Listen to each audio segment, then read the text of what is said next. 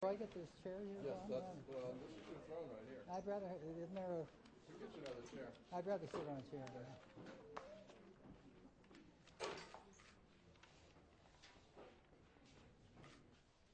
Chair next to you. Welcome to Loyola. My name is John Reeks. I teach clarinet here. I also play in the Louisiana Philharmonic. We are here under the auspices of the Loyola Center for Music and Fine Arts Entrepreneurship. They came up with a grant to bring Mr. Smith down for a week's residency. I was really excited about this because he is such a perfect person to reach the maximum amount of students here at Loyola and the maximum amount of different subject matters. That he's a great clarinet player. My students benefit from this. He's a great jazz player. He's done several workshops this week for the jazz students. He has lived through, created a lot of music history. So our history students are getting a lot of interesting stories from him. And he's a great composer. And he's done a couple of workshops for the composition students here. Tonight we're going to work with our Loyola students. They have prepared one of his, one of his landmark pieces, his 5 pieces for clarinet alone. This is kind of the piece that pulled the clarinet into the 20th century as far as contemporary music and opened a door that we didn't have before. They're going to play that, and he's going to give us insight into how they're doing and what caused him to write it and all these kinds of things. Before we do that, I need to thank our dealers who are so helpful in showing us the newest products, and I want to call on each one of them and let them do a little mini commercial talking about their new lines and whatever they have to offer. First, Jeannie Lopez from Ziegler's Music in Baton Rouge. Come on up and tell us.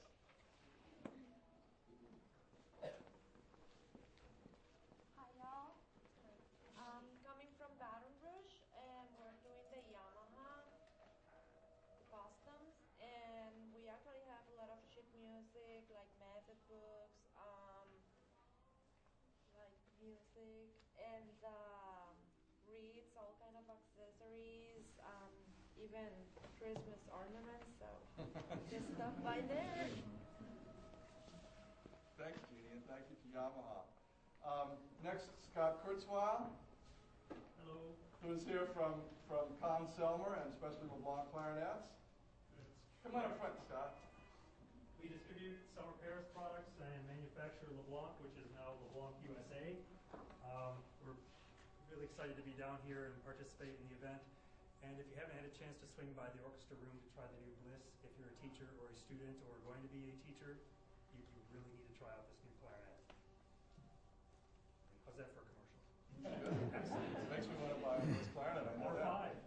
5. The dealers will be open for a little while after this event's over, so you might want to swing by and get some last ideas. I know a couple of you are already teetering on the fence between different models of clarinet, trying to decide which one would be best for you.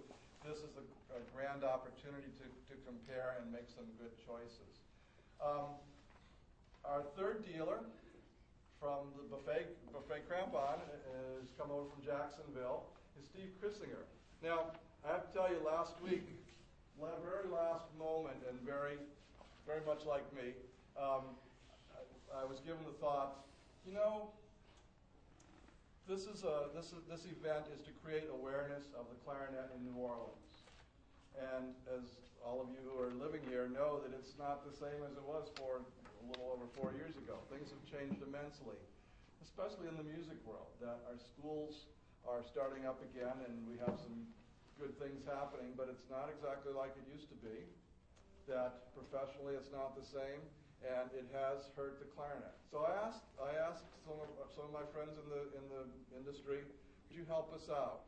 And because of my lack of timeliness and my lack of forethought, some of the companies weren't able to do anything right now. They said, we'll help you in the future. Steve and Buffet, good corporate citizens that they are, said, what can I do for you? He has 10 Buffet clarinets to give out to some New Orleans public school students who, as you know, it's so hard to start on the clarinet anyways. But if you're playing on a horn that's not working, it's very frustrating. And so he's going to make it possible for some very promising students to get a really good start on the clarinet and hopefully give the clarinet a jump start to get back into prominence in New Orleans. So could I ask the band directors who are here and the students who've been identified, could you come up? Yeah. Thank you.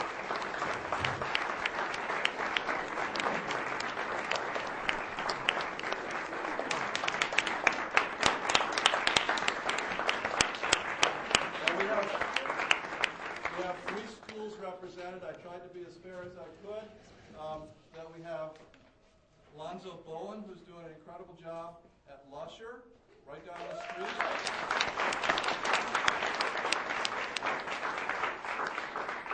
We have Jamel Williams and Greg Ajib from KIP Charter School. And from across the lake, Mr. Eidman wasn't able to come, the band director, but we have 2 students from North Shore High.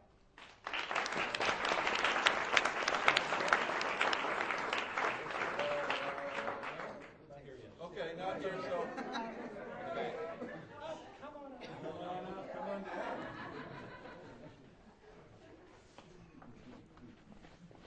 Okay, so buffet, thank you so much. This is an amazing thing, amazing gesture that you've done, and I can't wait to hear these guys playing on these horns, especially with the good teachers that they have. Thank you.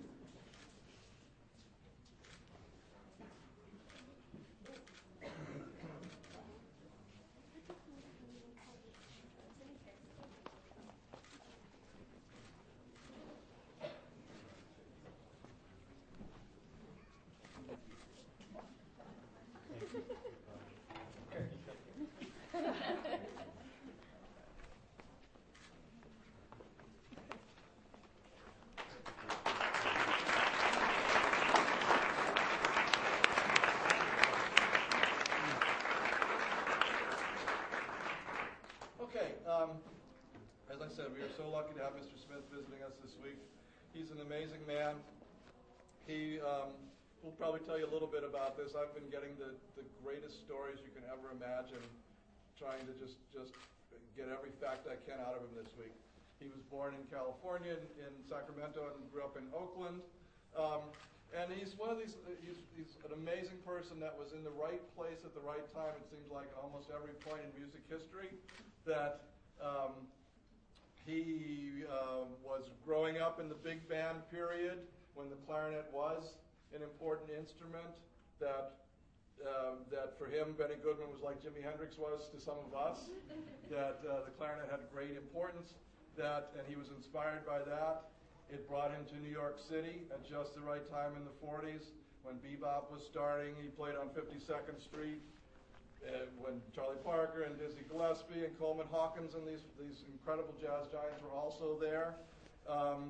And then fortuitously, he was turned on to classical music at just the right moment and went back to his hometown of Oakland to go to Mills College to study with Darius Milhaud, the French composer who was living there after the war. Studying with Darius Milhaud was a great thing, but in his class was another soon-to-be jazz great, Dave Brubeck. These two kindred spirits became good friends, and they started working on a new sound in jazz. Dave Brubeck went on to certain things. Bill Smith went on to study clarinet in Paris and to study composition further with Darius Milhaud and also with Roger Sessions. He has won, I gave out some bios, I think, at the table. He has won several prizes, the Guggenheim Awards, several Prix de Romes, and he's had some incredible successes. And he's devoted his life to contemporary clarinet music, composing different things, and to playing that music, and to playing jazz. And sometimes he wears the hat of William O. Smith, and sometimes he wears the hat of Bill Smith. incredible man. He's still playing. He's gone back now to playing with his buddy Dave Brubeck, and he's doing that sometimes on the side. He's doing his own concerts. He has CDs. In fact, he has CDs for sale. You might want to listen to them. He's just got a brand new one out. And we're lucky enough to have him play a concert here on Thursday night called Compositions and Improvisations. Some of his classical things with a lot of extended techniques. We're going to talk about some of them tonight. And some of his jazz music that he's playing with one of our Loyola students. And he's also doing some ensemble work with our Loyola students. So let's get started here. I think B.J. Blue is going to play our first movement of the 5 pieces for clarinet alone. While he's getting set up, Bill, would you like to talk a little bit about this piece? Sure. How it came about and Sure. what it means? Well, this was written in 1958, and at that time I was in Los Angeles teaching at the University of Southern California. Being a San Franciscan, or from the San Francisco Bay Area, I went to Oakland High, actually, so I was more an Oakland guy than a San Francisco guy. But I had to move to L.A. to teach at the University of Southern California there. And during that period, 5 years, 1955 to 1960, I was mainly learning how to be a professor. And they had me, as new man on the job, they had me teaching from 8 in the morning till 4 in the afternoon, back-to-back classes with paper correcting to take home every night and lectures to prepare for the next day. So in other words, I'm not complaining about the fact, but just this was a period where I had very little time to play music or write music because I was busy learning the art of teaching as best I could. But I have always tried to squeeze in an hour or two a day to write music and to practice, keep up my clarinet. So it was during that period that I wrote the 5 pieces. And what I was interested in is suggesting that there was more than one instrument playing.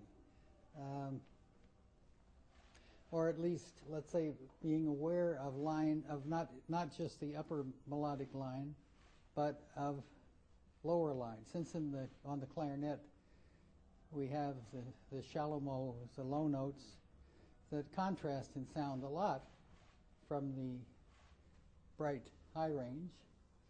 I tried to use this contrast, so there are lots of leaps from one range to the other, as if it's 2 instruments playing, as if it's a bass clarinet and a soprano clarinet. And I was trying in some of the movements to imply that there are 2 voices going. In other cases, I've used large intervals because of their intensity.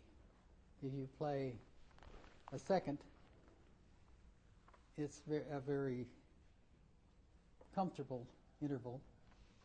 If you play a ninth, it has intensity. So I used a lot of sevenths and ninths and a minimum amount of stepwise seconds. Rhythmically, well, it's in 5 sections, and we'll hear a different clarinet player play each of the sections. The first one, Vigorous, has certain jazz elements in it that are not jazz as it's played. You know, it's not a jazz movement in the sense of being a modern jazz piece, but it's jazzy, I guess you could say. It resembles early jazz and doesn't require jazz eighths, which would, if it were for modern jazz, you'd have to have the, instead of da-da-da-dum, you'd have ba-da-da-da, a triplet feel that is part and parcel of modern jazz. But instead, it does have a jazzy feel in terms of the syncopation and the general character of it, which is the marking for it is vigorous. The second movement is flowing and is supposed to be sort of like a little waltz with a cello, for instance, playing some low notes which are played as grace notes that go up to a melodic note, da-da-dum, bo-da-da, and the low note is supposed to suggest a continuing line. In fact, the low notes, if you add them up, do make a continuous line. The fourth movement is supposed to suggest counterpoint, where there's a subject that opens the movement in the mid-range, and then it comes in the high range, and another counterpoint comes in a lower range. And to try and differentiate between the various voices, I've made so that the dynamics change on almost every note, so that the main line is generally louder than the counter melody. The next movement is labeled singing, and it only suggests two voices, I guess, in the certain tremolo effects, where it's supposed to be like two. If I want the effect of a minor third, instead of being able to play the two notes together, I use a tremolo to make the impression of two notes together. Then the last note is spirited, and it's another jazzy movement. I hope the music will speak for itself and better than I did, but that's the general idea. That's what I was trying to do. And now we'll see what John's excellent students have been able to do with these pieces. Yeah, I think there are 5 students each doing the movement.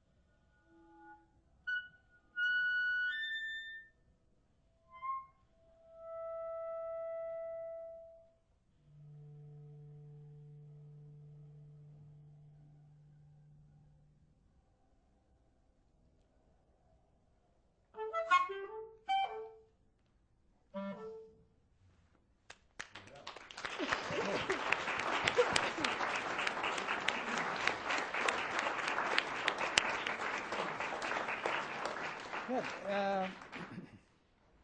Could you play the first measure and make the quarter notes a little less long? So instead of da, da, da, make it bum, bum, bum, ba, a little more jazz, like a trombone player might do. Yeah.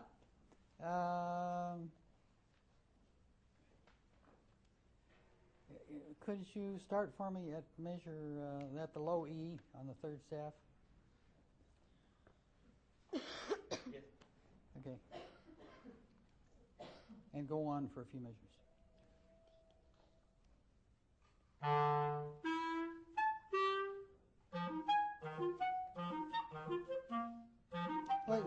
Listen. Da dee da dum da da da da da dee dum da da da da da da. You put an extra pause in there. Too much pause. Yeah, just dum ba da dum da da da da da dee dum ba da da da da da. Yeah. Yeah, okay, start, go ahead, do that again and then keep going.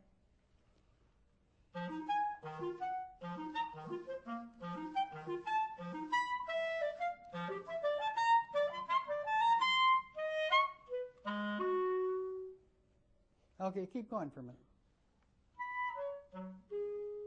Yeah, but there's no diminuendo there. It stays forte. The piano should come with the next theme at the a tempo, and those measures should both be forte. Right? Is your... Yeah, I was just... interpreting. Okay. It's all right. I remember one time I was playing with a new music ensemble in Rome, and Pierre Boulez conducted our ensemble, and we were playing a Schoenberg piece. And there was a very expressive melody that opened the slow movement, and I played it with natural singing expression like I would if I were playing Brahms. But instead, Boulez said, no, Mr. Clarinet player, it says mezzo forte. Please play it mezzo forte. So I cut down the emotion and played the notes, and he was happy. And I have the greatest respect for Boulez. I think he's definitely the greatest conductor I've ever played for, and I've played for quite a few. But he's a wonderful musician, gives a very clear beat and very clear instructions. He knew exactly what he wanted from our ensemble, and it was a treat to work with him. And one of his big things is he wants to play the music exactly as it's written, without everybody interpreting too much, but instead play it as it was originally intended. And I think these pieces are little pieces that need to observe the dynamics, because the second theme is supposed to be a soft theme. This is supposed to still be bold. These two bars should still be strong, except for the last three notes, and it should flow into the next. Don't put too much of a pause between the low B flat and the A coming up. Would you do just those two bars? The dee da da da.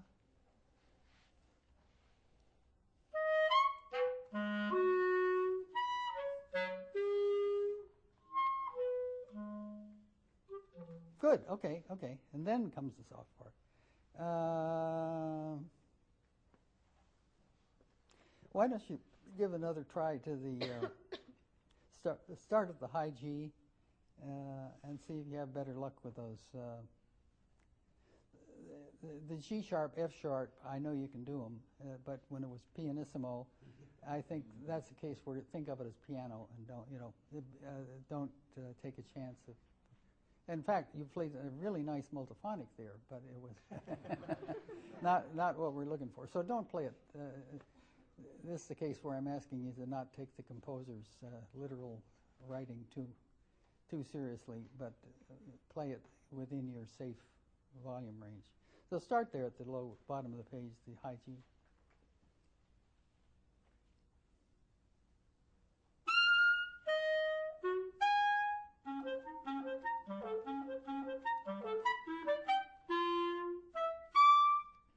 Okay, excuse me. Now, wait a minute. But now we do have a crescendo there that is effective if you do it. Do the fortissimo, then come down to mezzo forte, and a crescendo that continues till that fortissimo. right? Yes. And then we've got another one coming up. You come down soft, and then a gradual crescendo up to the high G sharp. And that first high G sharp, you can whack it just as hard as you want. The people can hold their ears if they want for that one. And then do the next one within your comfort level. Okay, go ahead. That's the G.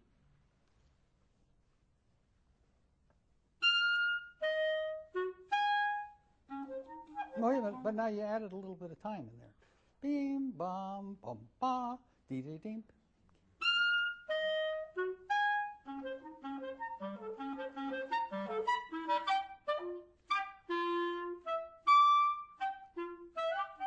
Yeah, see if you can do those 16ths angry. Just da dee dee dee, really fortissimo. Yeah, okay. Do start back from the measure before that.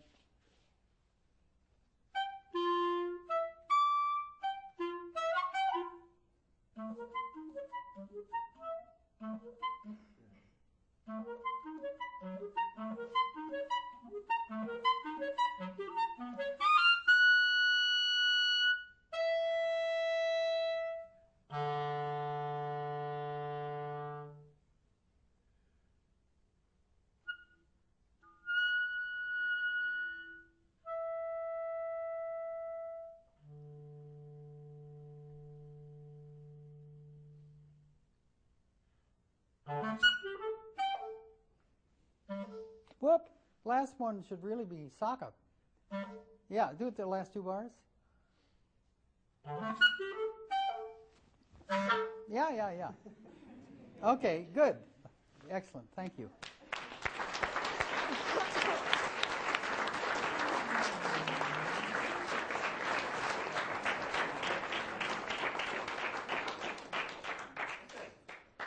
Second piece is Loyola Chorus. You know, I'm reminded, this makes me think of when I was at the Paris, I studied a year at the Paris Conservatory in 1952. And at the end of the year, we all had to take an exam which was designed to torture you and make you feel bad. And you know, you'd wait in a dungeon downstairs for 5 hours and then be led up to the guillotine. No, not the guillotine, but to the to play your piece. The composer would have written a special piece for the prize, so that it would be a piece that no one had ever seen before. So we all had to learn this piece in a short time and then be able to play it. So you go up and sit in front of these three old, really grouchy, ugly men, and they look very disapprovingly at you and say, "Okay, play your piece," and then they grumble and play. It was a terrible experience, and I'd like to never put anybody through that. So I'm your friend. Let's say that. Huh? What? Like playing in a room full of clarinet players in front of the composer? Yeah.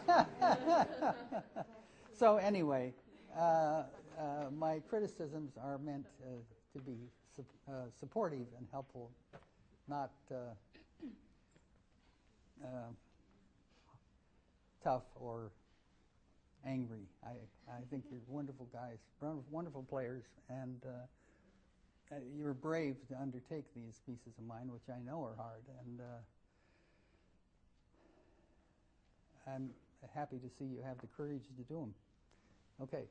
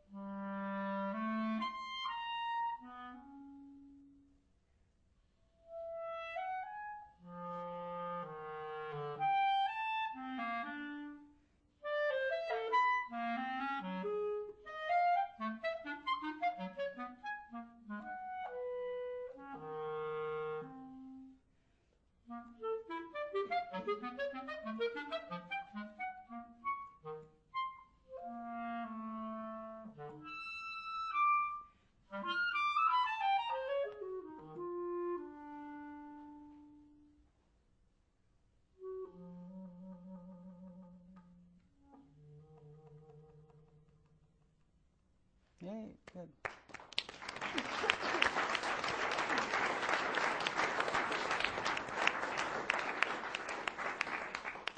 There's a good example here of the sort of two-line effect that I was aiming for. Could you start down on the third staff, the F, the E, and just play that the 5 bars or so there? The third, from the F, E on the third staff of flowing. 1, 2, 3, F, E. Yeah. Oh, and listen, it's like one instrument is playing a high line, and the other instrument is responding. We could say call and response. That is call and response effect.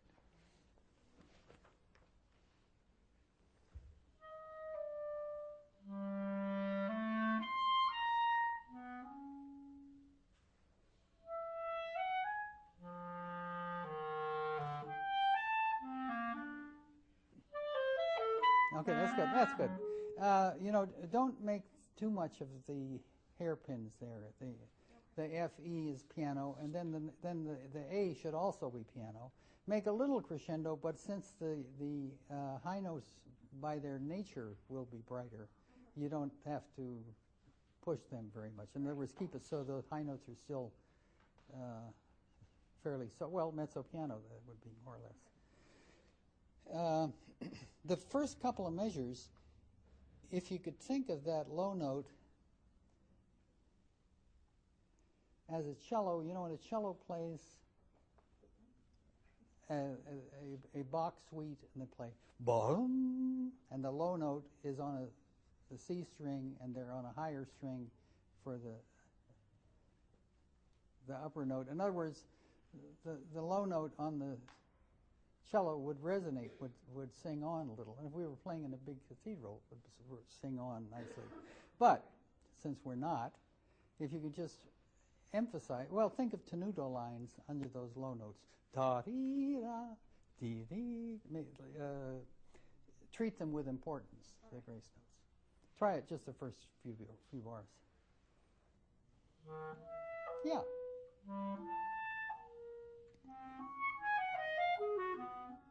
Good. You get a very nice expression on this. I like it.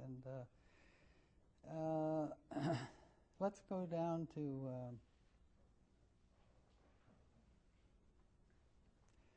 where the accelerando is. The up, up, up, up, up, up. All right. Right there? Yeah. Take the upbeats if you want, the F, G.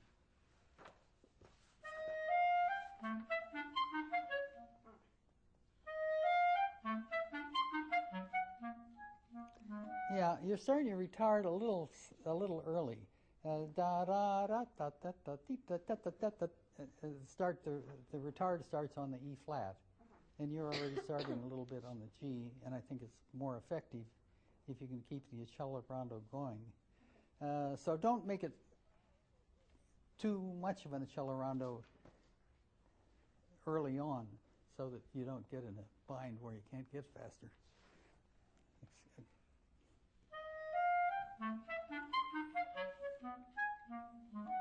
Okay.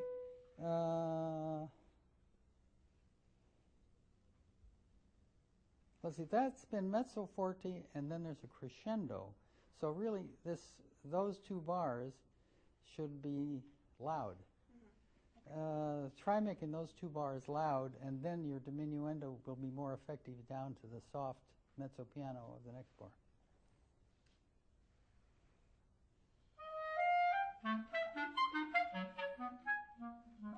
Yeah, and you can, before you attack that B flat, you can take your time just a little more. Da da da. Just take a breath there. Since it's the hardest place in the piece, why don't you do it once more for us?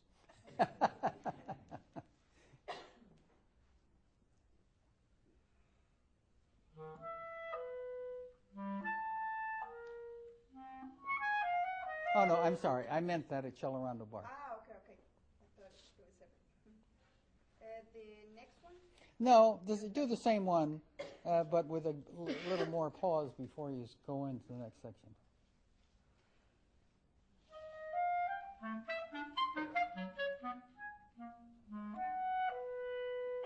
Okay, that's all right. Good.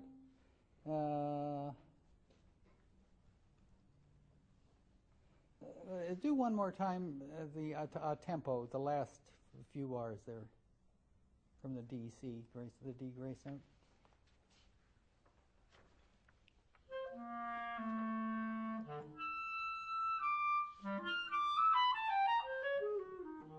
Okay, again, treat those grace notes with importance. Think of a little tenuto line. Maybe I should have written one. So it's da dee da da da da da da da da da. Let it resonate a little more. Okay, the same thing again.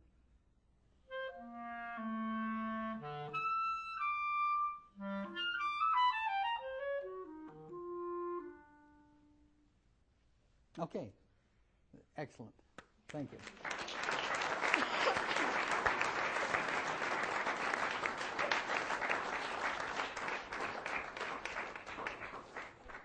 Okay, third movement is clarinet.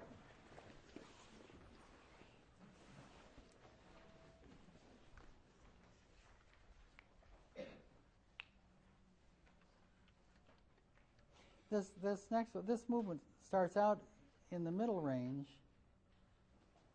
and then has the effect of having another voice in the high range, playing that same fugue subject, with the mid voice keeping going, and then later on, the lower voice comes in. In other words, it's like three different instruments playing, and to maximize that effect, I've changed the dynamics change almost on every note, which is very difficult to play, but it helps clarify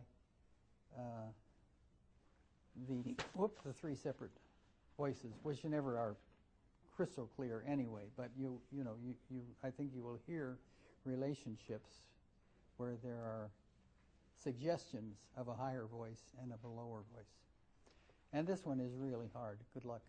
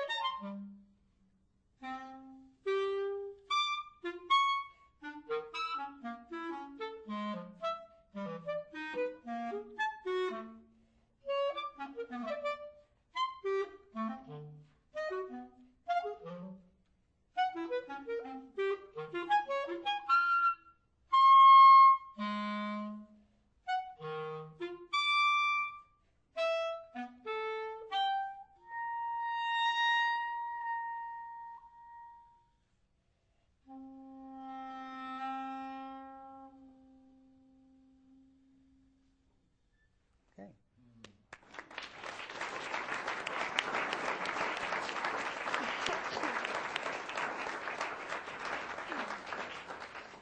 Very good. Especially the first half of the piece you did magnificently, and then I think we could improve on the second half. Let's start down. After you play the high A, which was great, about 5 staves down. I think it's the only one you've got. Too bad I don't have measure numbers. This A. Start after that. Okay.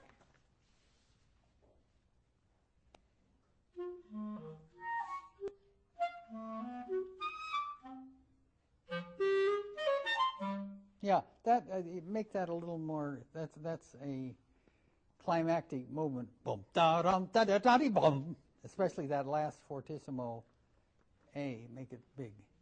Just do that phrase. Yeah, that A connects to the G before it. So it's, the line is bump, bump, G, ba-dum, da-da-da-da-da, A. Try it again and make the G and the A fortissimo, and the other notes just forte like you did. Whoop, once more. Okay. Yeah, so that what we hear is bump, bump, that G going to A. Okay, go ahead to the next phrase. Whoop, molto forte. Yeah. Yeah, not too long.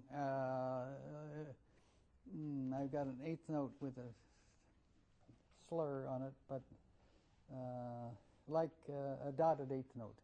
Okay. Not too long.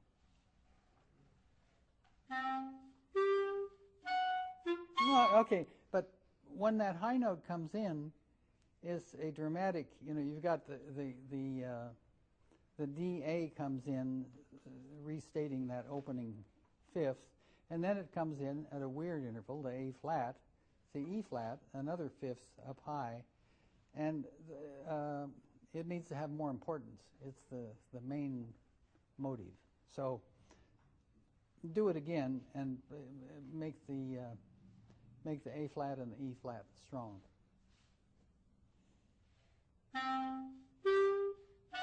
But that A flat sounds weak somehow.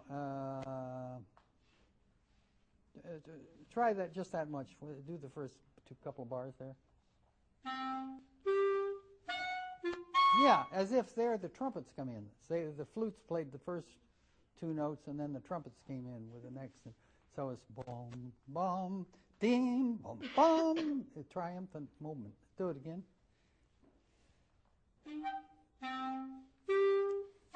Whoa, not that triumphant. Yeah, that's okay. All right.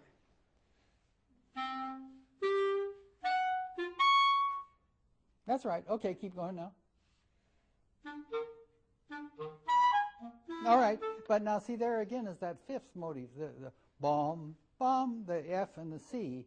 You should whack them out. That's the trombones coming in. Bom, bom.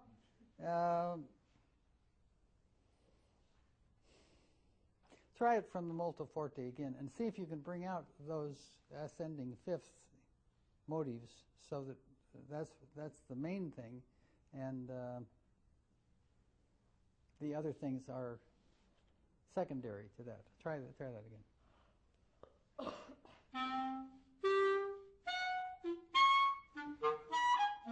Nope. Yeah, the second C though too.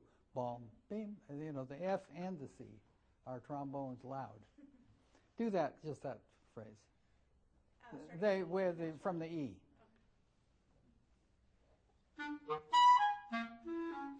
No, yeah, don't come down too soft.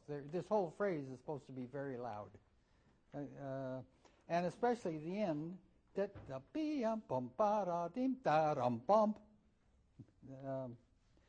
it from there again. The E F.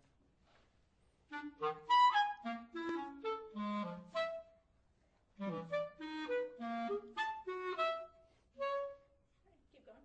Yeah, keep going. Whoop. Okay. Okay. This still should be molto forte.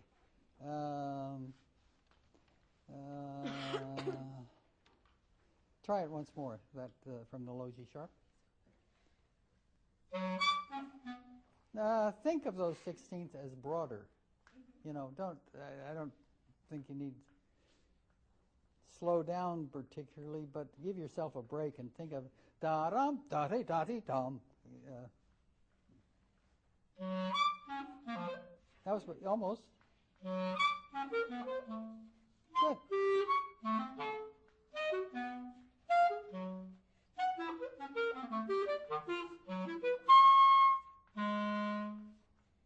Okay, good. Let's do the last two bars. And try and make maximum color change, the fingering alone won't do it, but I think if you're aware of it, well, just play a C, a mezzo forte C, and do those two fingerings. In other words, do that measure without the crescendo and just doing the fingering once. The C, the high C, just that C without the crescendo. Okay, all right. Just do a C normal and then go to the one with the thumb and E flat and try to think the maximum amount of contrast in timbre between those. That's what I'm aiming after, is a different sound. Yeah, no, once more. Okay, yeah, and also, if the pitch varies slightly, it probably does go up a little bit, and that's okay. But I don't want it to sound like there are three normal Cs. I want it to be one normal C and then two messed up Cs. Do it again. Yeah, that's perfect. Okay, go ahead. And the same thing here. The crescendo isn't so important, but the change in color is. So aid your clarinet to make a change in timbre. Okay, let's see. What was the dynamic range at that point? I guess we're still molto forte.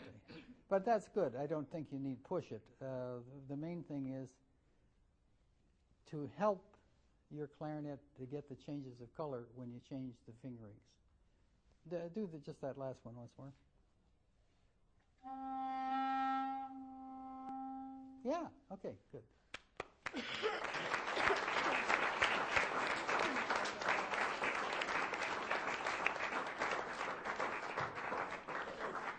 Fourth movement is Elizabeth Kuciniak.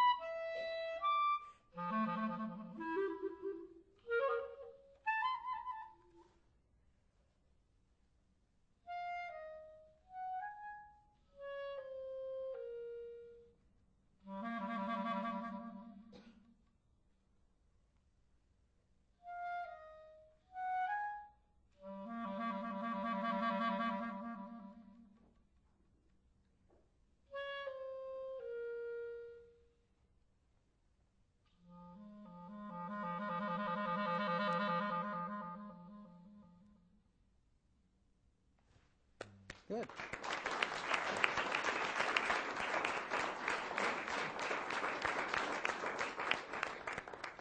Okay, very good. I like the singing quality you get in the long lines, and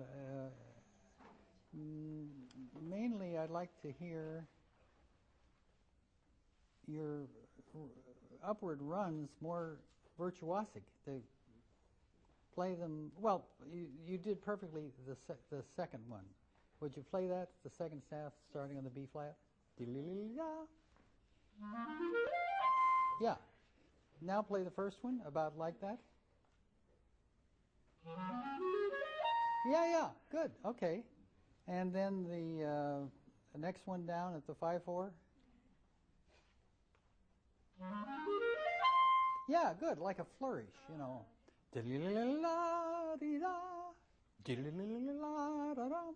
And don't let it be da da da da da da da. You know, okay.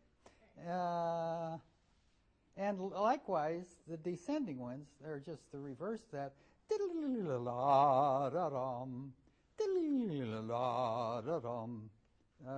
The second bar, the 3/4 bar down there. Yeah, that's good. Do it again. I guess emphasize the G a little when you get there.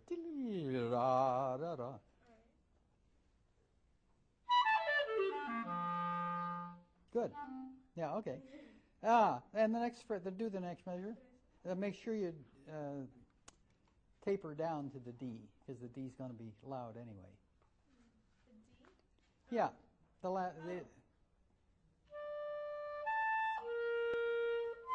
Yeah, that's it. Not quite so much, but think of the fact that the D is already going to be pretty loud, so play your C pretty strong, so the D can be softer. So it'd be da dee. That's the gesture. Do it again.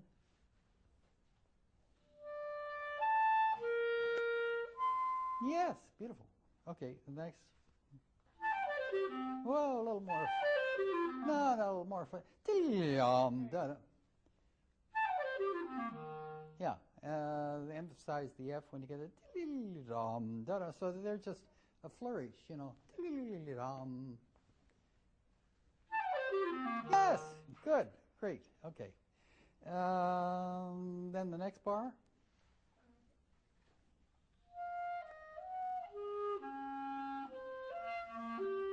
Well, you can tongue that low C if it helps. Yeah. Do it again.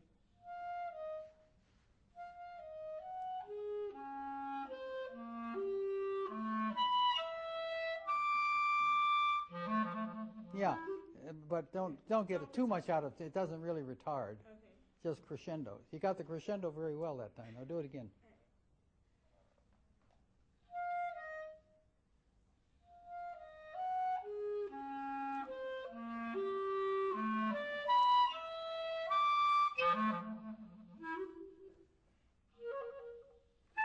Okay, make that like one phrase though. Dalim, dalim, dalim, dalim. Just do that bar.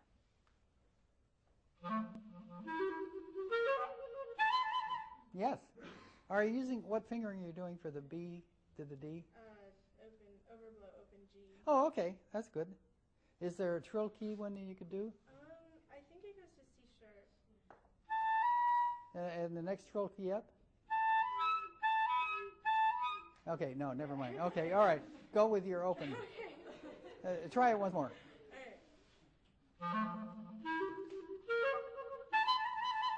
Okay. It's flat, but No, it's okay, but that's good. It gives the effect of the two notes strong.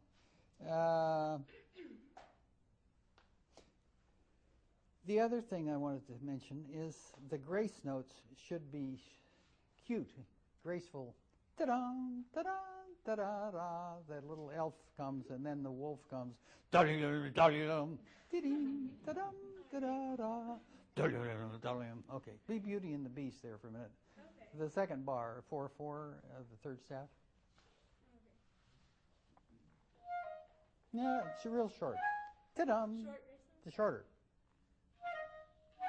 Yes, it's Stravinsky, like in the three pieces. Okay, so not so much accent on the grace note. accent them, but don't lengthen them. All right. Da-dum, da-dum.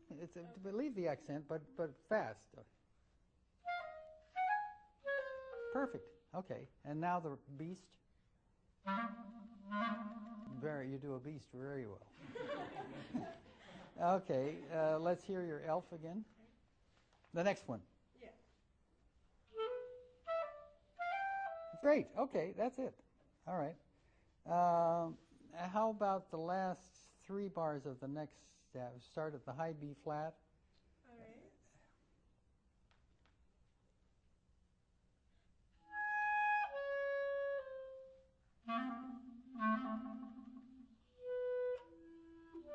Yeah, I think you can make that beast a little uglier, Okay. a little louder.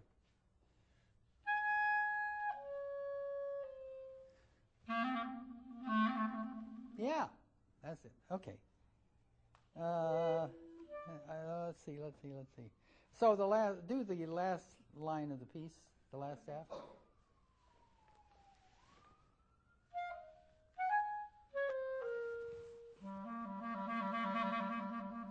And I don't think I'd do a virtuoso tremolo, but right away, like you're trying to be 2 notes at once. Diddle. Oh,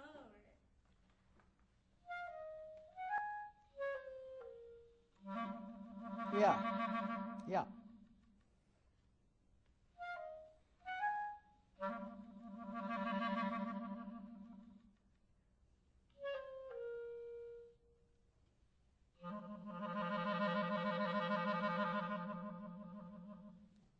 Right on.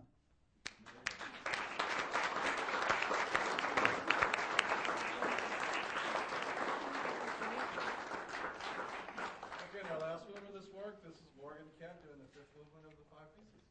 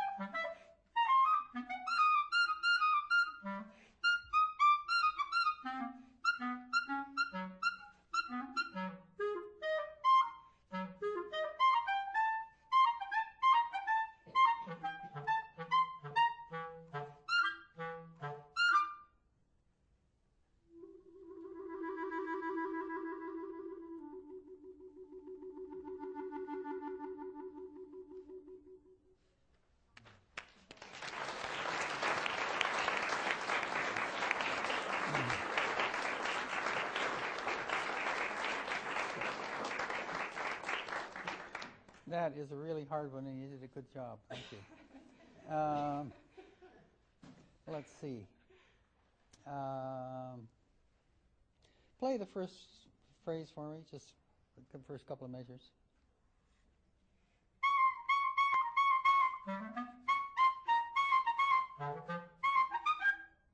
Keep going. Yeah, go ahead a little bit.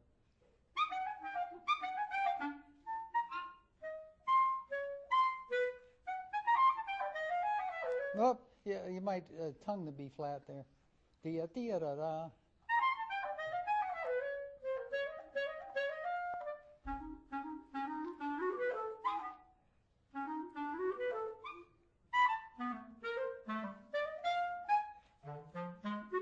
Yeah, don't add time where that breath mark is. Da, Da da ba da dum. Just think of it as a 16th rest. If you omit the B flat of that bar, and just think of a 16th rest. So da da da da da. Do from the bar before, from the C sharp B.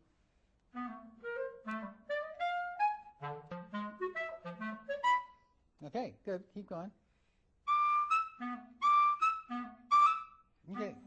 Okay, keep going.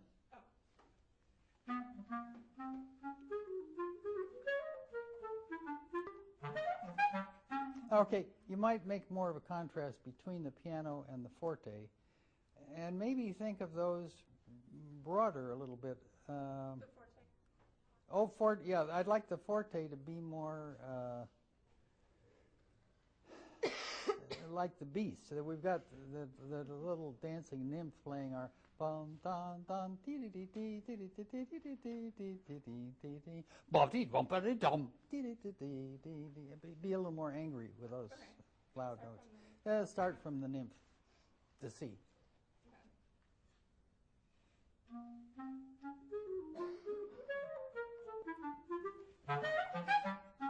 Good. Keep going.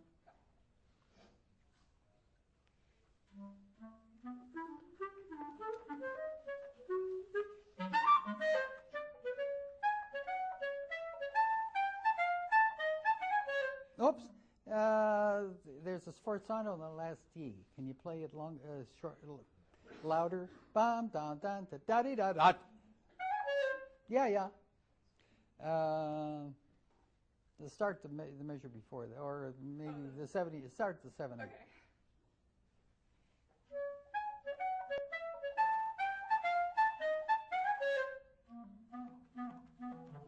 Yeah, don't thanks for observing the pianissimo. Don't make it so soft that you lose some of the notes. Okay.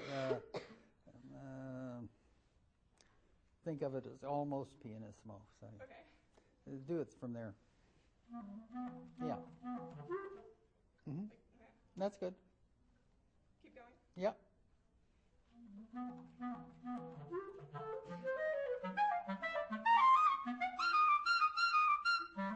Okay.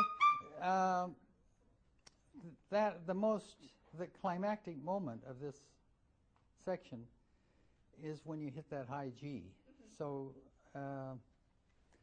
good this time that you didn't take a breath in there. When you played it before, you had a breath that was not, that kind of killed the climactic part of the G. Because if starting a couple of bars before that high G, you've got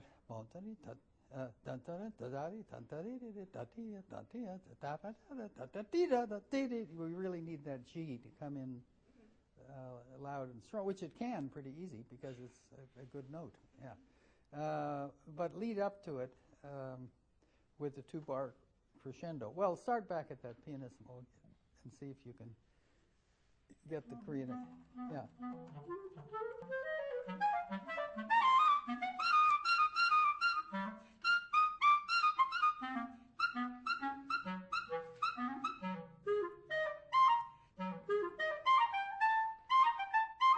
Wait a minute. It seems to me the rhythm there is a little bit weird. Start at that where the A flat, G flat, da da da da da da da da da. Start right there at the A flat. Yeah. Do it again.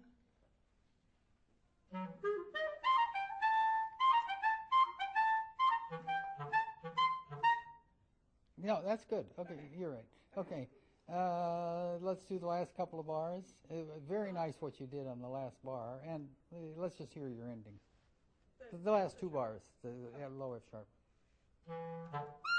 Whoop. Give yourself time to settle in that high G. Go ahead. Whoop, whoop. Play a G-A once. Okay. Why is it that you're having trouble with it there? I don't know. And I, as a learned professor, should tell you. Let's see. Maybe try play it a little bit softer. I mean loud, but not so loud that the A goes missing. Not forte. Well, I mean, such a loud part of the clarinet anyway. You could almost think of it, as forte, ba, bom, mezzo forte, da da da, bom, mezzo forte, da da. Try that. The learned professor has solved the problem. Thank you.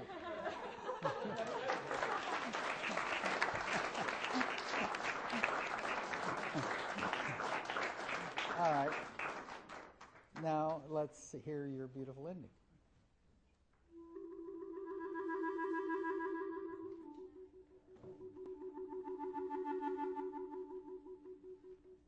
Great.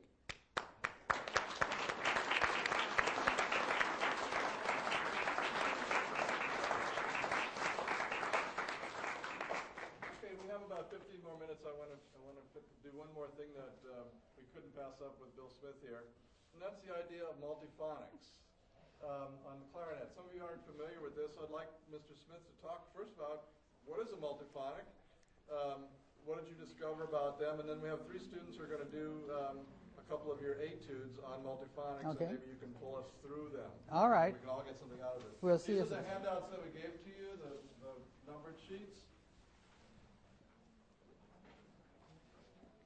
Well, in 1959, I heard Severoni Gazzaloni, who was a brilliant flute virtuoso, especially of Italian avant-garde music, and I heard him play the Berio Sequenza for solo flute. And it used many extended techniques, many unusual techniques, unusual sounds, including, to my amazement, an open fifth at a high climactic point where the flute played 2 notes together. And I thought, wow, I wonder if the clarinet could do that. And so I spent the rest of my life trying to find out. It took me actually about 3 months to get some, just experimenting with different fingerings, thinking maybe if I just had a trick fingering would do it, or maybe it was some kind of mouth thing. And finally I discovered that any fingering can produce multiphonics or various pitches. We accept the fact that a certain fingering is going to produce a certain note, and we practice so that that note will come out sounding like a normal clarinet.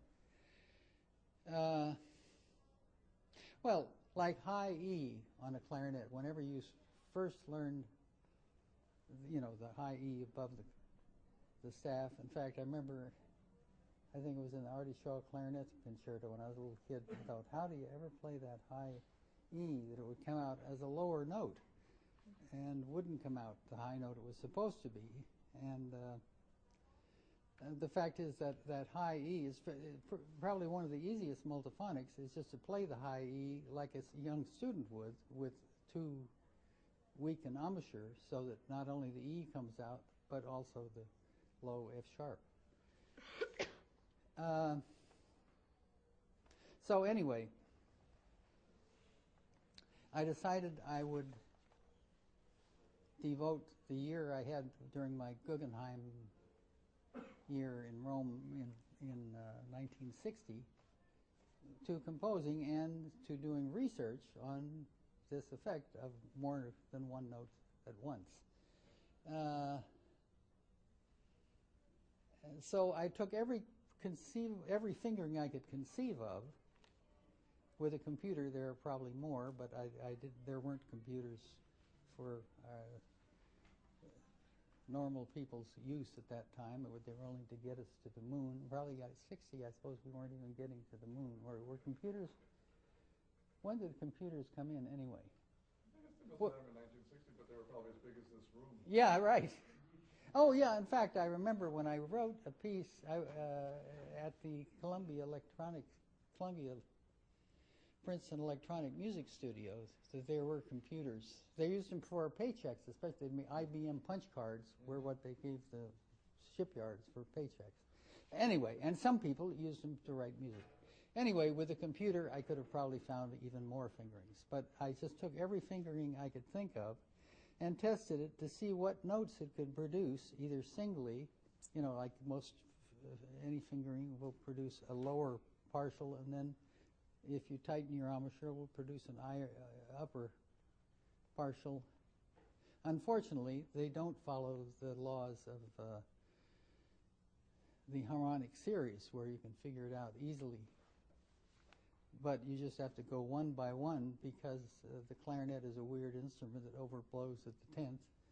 And so I just went one by one, wrote down the fingering on an index card, wrote down what notes it produced, and when it produced two notes at once, I would note the tonal color of that. And what became more and more interesting to me was that these two notes, the multiple sounds is what I called them. Multiphonics was the name that came in later. But these multiple sounds had different timbres. So some sounded kind of like an oboe, some sounded like a foghorn, some sounded like a flute. And so I'd note what notes were produced, how you fingered it, what the sound was, the quality of the sound, and the level of difficulty. And having taught for many years, I graded it and gave it either an A or a B or a C or a D. If it got less than a C, I wouldn't use it. In my compositions, I tried to stick with A or B multiphonics, and still they're hard. It's not an easy thing. If you play a piece that has multiphonics in it, it takes some practice. But it's like on the violin. If you play the violin and you've got a piece that has harmonics in it, those harmonics are going to take time to work out. Anyway, or if you have a string piece you're learning and it's got quadruple stops, you've got to stop, work out, figure them, and probably put in some extra hours to get those quadruple stops. Anyway, I spent my year putting my card catalog together, came up with 200 or so possible multiple sounds, and they were published in Phil Rayfeld's book, which is a very interesting book if you're interested in new clarinet sonorities, published by University of California Press, called New Directions in Clarinet by Philip Rayfeld. And there's a chapter in there called Smith Multiphonics where it lists the multiphonics that I came up with and how to finger them. Anyway, that's the story. I think I've taken enough of our 15 minutes. Why don't we hear? But you wrote an etude book that we're going to look at, Right. called Fancies for what's it called? Fancies for solo Fancies for clarinet. clarinet alone.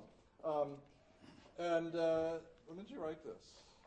1968. 10 years after the five pieces. Okay, yeah. So this was still pretty early on, but it's a great book because it has explanations of how to work on these multiphonics. And so the handouts that I gave you were copies from this book. I couldn't give you handouts of the five pieces for copyright reasons, but I gave you handouts from a couple of these exercises, study pieces, to learn how. And let's look at the first one with Megan Bordelon trying this out. Let's see if we can learn it along with her. That she's going to work on etude number 1. Okay. These were meant to be learning pieces to help students who wanted to learn to play multiphonics. And I think there are 10 of them, right? Oh, no. Yeah, 10. And in the foreword, I say it is very important that the upper note be played as softly as possible. If this is done, the upper note will continue to sound when the octave key is released to produce the lower note. Well, let's see what makes of that.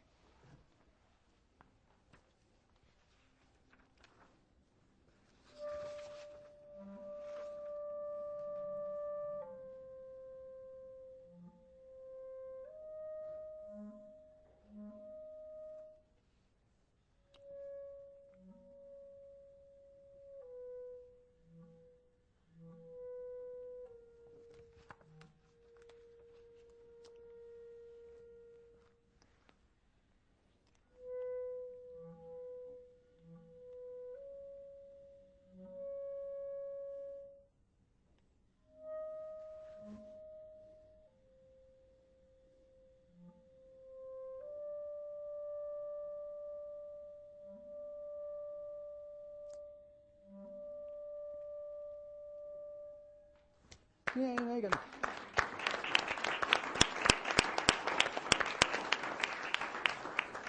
It's interesting to me to think, in 1958, I was trying to imply two different notes, two different parts, and by 1968, I'd figured out how to do it. You can play two notes together. However, it would help it. What you're doing now is, if you play the upper note softer, then you won't have to come down in volume to get the lower note. So just play the upper note just above a breath, just the softest you can.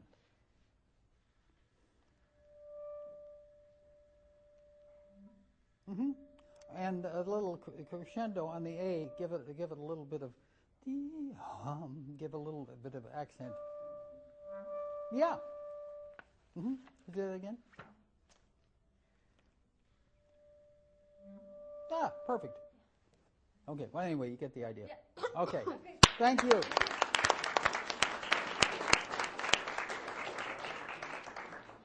Susanna Reagan's going to do number 5 out of this book.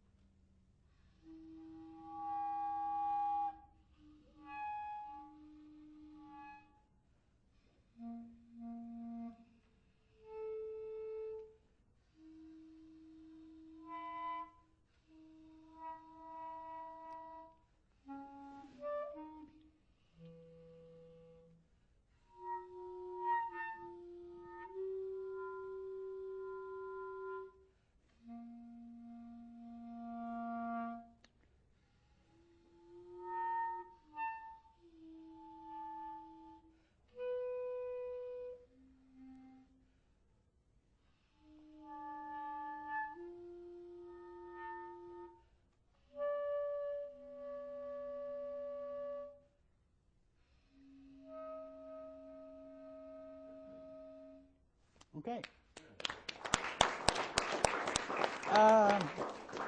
I know you're having trouble with the flutter tongue, so why don't you just omit it? Try instead. Do rapidly repeated notes, can you? Do that first C. Ta-da-da-da-ta-da-da. Yeah. Or let's just, you're doing the for the most part, your multiphonics are coming out nicely, so let's forget the FTs and just play it normal. But let's talk about, let's just work on the multiphonics. Play the first two for me, because they should be able to be connected. You're just changing one finger, aren't you? Two fingers.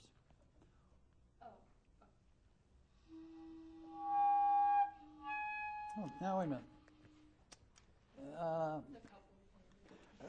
The best way to practice multiphonics is to do it first the top line and then the lower line, or vice versa. But one line, practice it not as a multiphonic, but as a single line. So let's hear the top note with those fingerings. No, to try to avoid double multiphonic. No, I don't want to hear multiphonic now. I just want to hear you play two B flats. And the lower one too? No, and now use the fingering written there, but just the highest note, the B flat. Play. Okay, do it. At the top. All right, let's do it another way. I'm sorry. I'm sorry. I'm saying something to confuse you. Let's do it another way. Play the D flat, the E flat, and the D, using the fingerings that are there, but don't play the multiphonic. Just play the E flat and the D.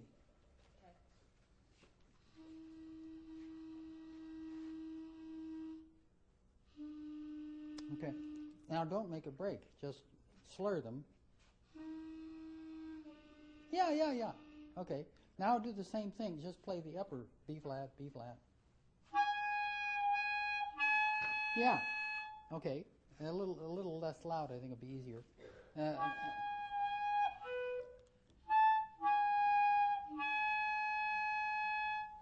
Okay, I've got your F sharp down. Okay. Now what kind you? Okay. Let's try it. now with both the outer voices. I mean, both voices now together. Play the whole multiphonic. Yeah, a little softer, I think, is easier. Good. Okay. The upper note comes out a little high on your clarinet, but that's the idea. Just slur it. Slur both notes. And then the second, the third measure.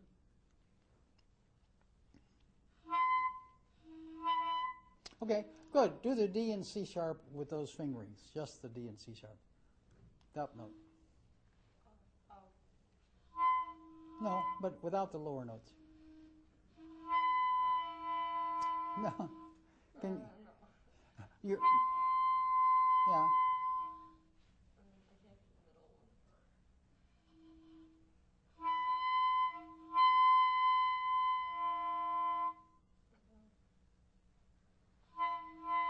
Okay, let's try another thing. Do the lower note and just use those fingerings. Look at the fingerings a minute. No upper notes. I don't want to just. Yeah, okay. And then the next one. Oh, the E. Do it again. No, do the two notes again. First one and the second one. No, but without the upper notes. I'd just like to hear you get. You have to have the fingering solid in your head first. Okay. Okay. Now the higher, just the higher note.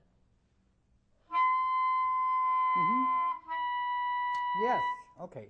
Now do the whole thing fairly soft, piano. Yes. Perfect. Okay. And the next, the 3/4 bar down there. You want me to do them both? Well, you don't have to worry about fingerings. I mean, the main point of what we were doing is to try and get the fingerings knocked into your brain, so you don't have to think about them. You just have to have them so they come automatically. But these fingerings are easy. They're just the lower note fingerings.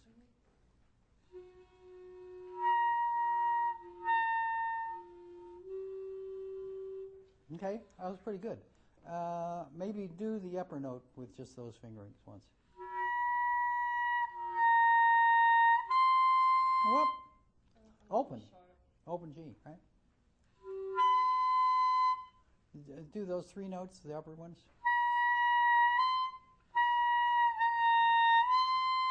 Yeah, okay. Now, see if you can do both together. So, and the softer you do it, the easier it is. Soft.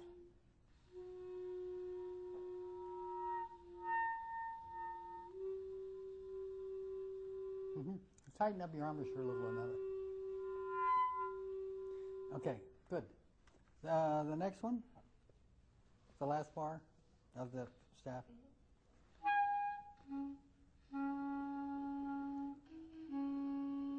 Okay, now okay, now put them together. Whoop, soft and it'll come out. No octave key, huh? No octave key? Yeah, no octave key.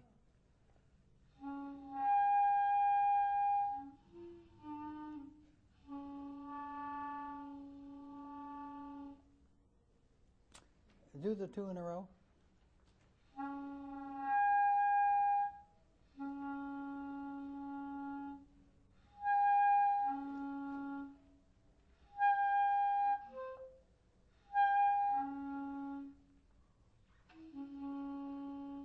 You know what? Try a fork fingering for that first E flat. See what that'll do. And then, do a 1 and 1.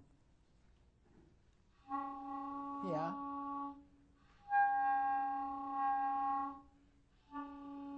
Yeah. Yeah. That's it. Perfect. Beautiful. Stop. Okay. All right.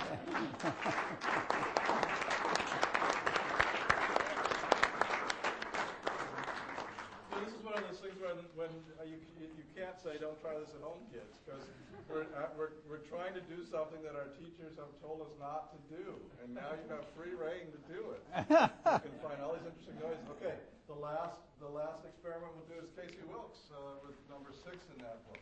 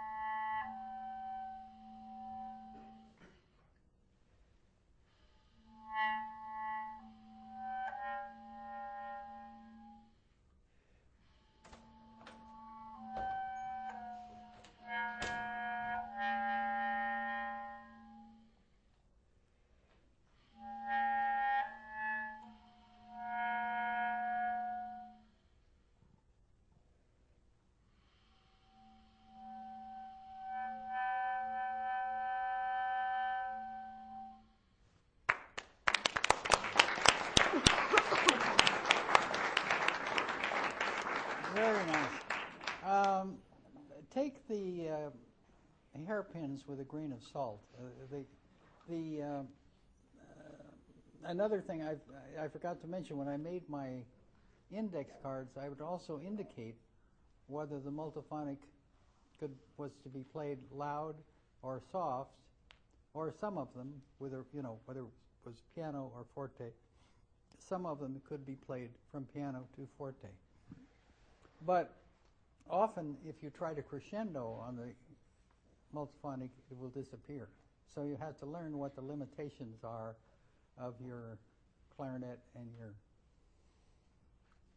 expertise so that you don't lose it. So try at the... I love the sound you're getting in general. That's terrific. But try the last 2 bars of that first staff. Just let me, because there is a crescendo written, but make it one you're thinking in your head more than trying to play it too much. So do it very gentle.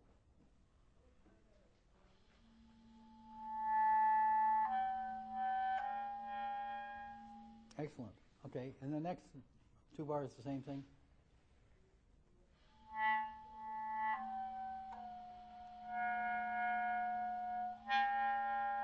Okay, maybe this one will help. It seems like you're under the G sharp there. It wants to come out strong, so maybe do make that crescendo a little more.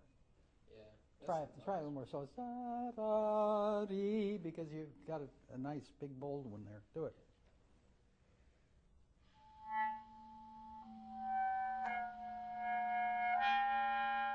Okay. Let's hear your last chord.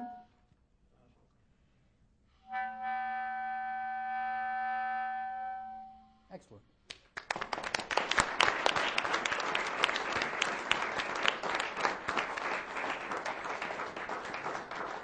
Thank you all. You've been a great audience and wonderful playing from everybody.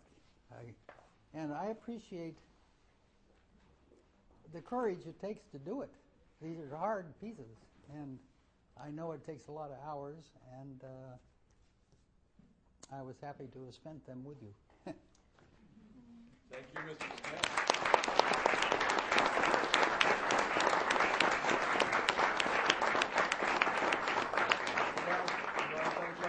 And the Center for Music and Fine Arts Entrepreneurship. I especially want to thank Buffet for their good corporate citizenship and helping out our public school students. In fact, Steve Chrissinger has an announcement. Very briefly, first of all, thank you very much, Dr. Reitz, for inviting us to be part of this special evening.